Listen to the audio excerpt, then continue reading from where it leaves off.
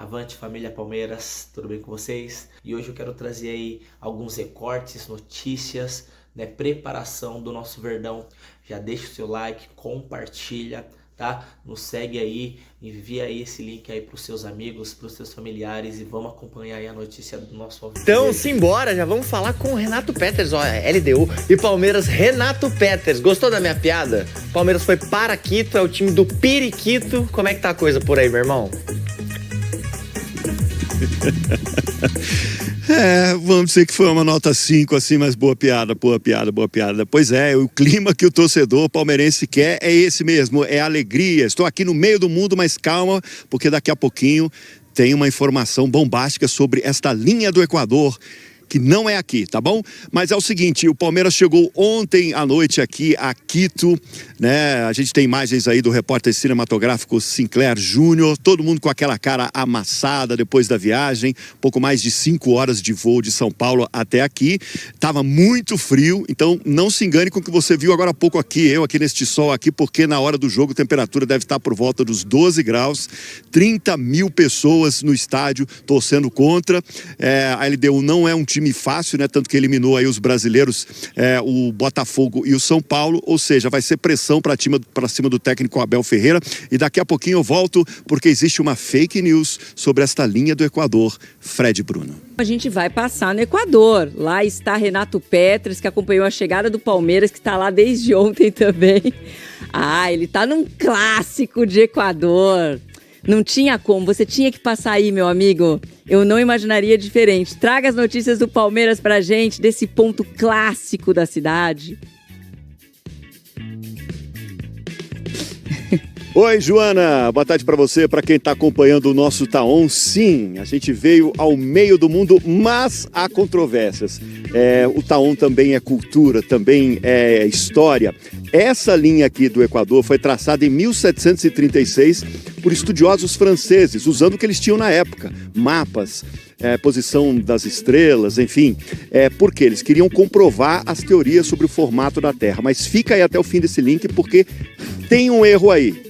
Sim, tem um erro aí, mas vamos falar de Palmeiras, esse não pode errar. O Palmeiras chegou ontem aqui a Quito, capital do Equador, e hoje à tarde vai fazer um treinamento aqui no CT da seleção equatoriana, para o Abel Ferreira definir como é que vem esse Palmeiras para enfrentar a LDU do brasileiro Thiago Nunes. Vem com 3 zagueiros, como ele jogou em algumas partidas, vem com o esquema com 2 defensores, como foi na partida contra o Flamengo lá no Maracanã. Enfim, isso tudo vai estar na cabeça de Abel Ferreira e ele sempre traz uma surpresinha. O fato é que o Palmeiras precisa garantir um bom resultado aqui, de repente nem uma vitória, né? Mas pelo menos não pode tomar muitos gols. Se sair com um empate daqui, como fez, por exemplo, ontem o Atlético Mineiro, já é um bom resultado. Vão ser mais de 30 mil pessoas no estádio. Não se engane, Joana, com esse clima aqui de sol. Por quê? Você sabe por quê? Porque a gente vai ter uma temperatura na casa dos 12 graus, chuva e altitude de 2.850 metros. Ou seja, esse é o clima que o Palmeiras vai encontrar aqui no Equador para enfrentar a LDU, que não é um time fraco não, hein? Só lembrando que eliminou nesta Libertadores o Botafogo e também o São Paulo. E sabe o que se comenta aqui, estava lendo na imprensa equatoriana, Joana? É muito assim, porque a LDU e o Racing são os 2 times que podem acabar com a hegemonia dos brasileiros, tanto do Flamengo quanto do Palmeiras na Libertadores. Então, para eles, é um jogo muito importante, lógico, o Palmeiras também é um jogo muito importante, mas eles vão estar em casa jogando com a sua torcida a favor e essa expectativa de um grande jogo que a gente vai acompanhar.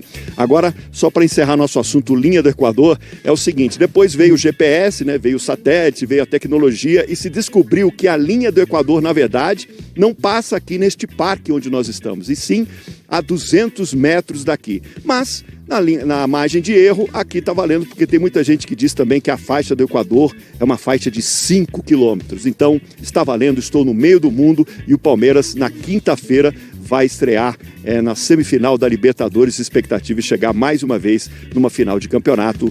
Joana de Assis. Meu amigo, é o meio do mundo mesmo e também é um ponto muito visitado, então foi ótima a escolha. Tem uma curiosidade também, né, Peters? Além o Palmeiras tem o problema com o Everton, não? Então vai ter uma sequência o Carlos Miguel, e a LDU também perdeu o seu goleiro titular. que aliás é um goleiro de seleção equatoriana, que é o Gonzalo Valle. O problema do Gonzalo é muito mais sério.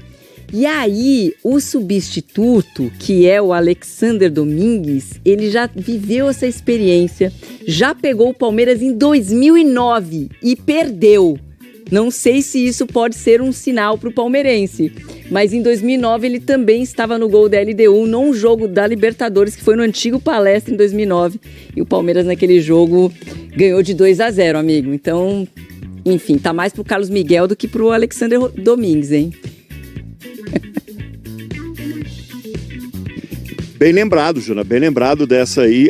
Na verdade, os dois times têm contusões, né, parecidas. O Everton, né, goleiro também, que vinha jogando, enfim, é um ídolo do time, teve essa lesão na mão, ou seja, é um desfalque muito grande dos dois lados. A gente tem o Carlos Miguel, né, estreou contra o Flamengo, é um jogador que foi contratado, foi caro, foi contratado para dar uma sombra ali no Everton e também para ser o goleiro titular, tanto que o Lomba nem jogou, o Lomba tá deixando também, deve deixar o Palmeiras no final da temporada, mas exatamente isso, bem lembrado, os dois times com contusões bem parecidas, Joana de Assis. Exatamente. Sou mais Palmeiras, né? Vou torcer pra LDU. Eu sou Brasil sempre na Libertadores, amigo. Um beijo pra você. Estão vivendo a expectativa do jogo de quinta-feira contra a LDU, semifinal de Libertadores. Nesta terça, o último treino aqui em solo brasileiro na academia de futebol. Inicialmente uma ativação física e depois um treino técnico-tático. Verdão que terá desfalques, Evangelista, o Everton e também o Paulinho. E a dúvida que fica em relação à zaga, se Bruno Fux ou Murilo, qual dos dois vai começar o duelo contra a equipe de Quito. Lembrando que no último jogo do Palmeiras contra o Flamengo no Maracanã, quem começou na zaga foi justamente o Bruno Fux. Carlos Miguel, que segue como titular do gol do Palmeiras, o Everton com uma fissura na mão, ainda não tem data para retornar aos treinos na academia de futebol. O Carlos Miguel, que vai fazer o seu primeiro jogo de mata-mata de Libertadores na carreira. Ele já fez 2 jogos de Libertadores em 2023 pelo Corinthians, mas ainda em fase de grupos. Tudo tem sua dificuldade, tem seu dia. Às vezes é o campo que não está muito agradável, às vezes é a altitude que tu vai jogar. A gente tem que estar preparado. Vamos focar, preparar o máximo fora o que der para ajudar, para a gente conseguir estar o melhor possível no campo e conseguir desempenhar o melhor futebol possível. Palmeiras que tem uma incrível invencibilidade jogando contra equipes de fora do país na Taça Libertadores da América. Já são 25 jogos sem perder nestas condições e vai colocar à prova essa invencibilidade quinta-feira contra a LDU. Família, caso ocorra de verdade esse empréstimo de Endrick, isso pode barrar um bônus de 78 milhões de reais que a diretoria do Palmeiras contava em adquirir e em lucrar com essa venda de Endrick para a Espanha, para o Real Madrid, para a Europa nesse caso. E a falta de minutos aí de Endrick no Real Madrid acendeu esse alerta não apenas na Espanha, mas também nos cofres do Palmeiras. O clube espanhol avalia emprestar aí o jogador em janeiro de 2026 para que ele ganhe mais rodagem, visando a Copa do Mundo. No entanto, essa decisão puramente esportiva para o Real pode ter um efeito colateral financeiro bem amargo aqui no Verdão, impedir o recebimento de até 12,5 milhões, cerca de 78 milhões de reais em bônus previstos no contrato de venda. Qual que é o mecanismo do bônus aí? Performance no Real Madrid. A chave para entender o problema está nas letras miúdas do contrato, conforme apurado pelo portal do UOL. A venda de Endrick inclui uma série de gatilhos por performance individual que podem render essa bolada ao Verdão. Crucialmente, essas metas, como número de gols, assistências, pênaltis sofridos, etc., só são ativadas se o desempenho ocorrer com a camisa do Real Madrid. Ou seja, se ele for emprestado, ele não consegue ativar esses gatilhos e o Palmeiras não receberia até esses 78 milhões de reais. Se Endrick for emprestado, seja para outro clube europeu, cenário mais provável, até mesmo de voltar ao Brasil, as metas não contam durante o período de empréstimo. O relógio contra o Palmeiras, o prazo de 2030. Além de pausar o recebimento desses bônus, o empréstimo também come um tempo precioso. O contrato estipula que as metas precisam ser atingidas até 30 de junho de 2030. Cada mês que Endrick passa fora do Real Madrid diminui a janela útil para que ele acumule aí essas ações necessárias para então liberar o pagamento integral aí dos 12,5 milhões de euros. E aí, qual a sua opinião sobre isso, família?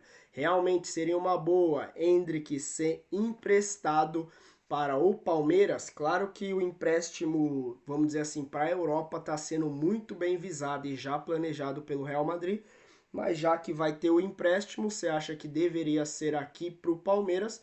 Ou isso pode prejudicar uma possível volta de Endrick ao Real Madrid? Deixa sua opinião aí nos comentários. Ou o que você pensa de tudo isso. Até o próximo vídeo. Valeu!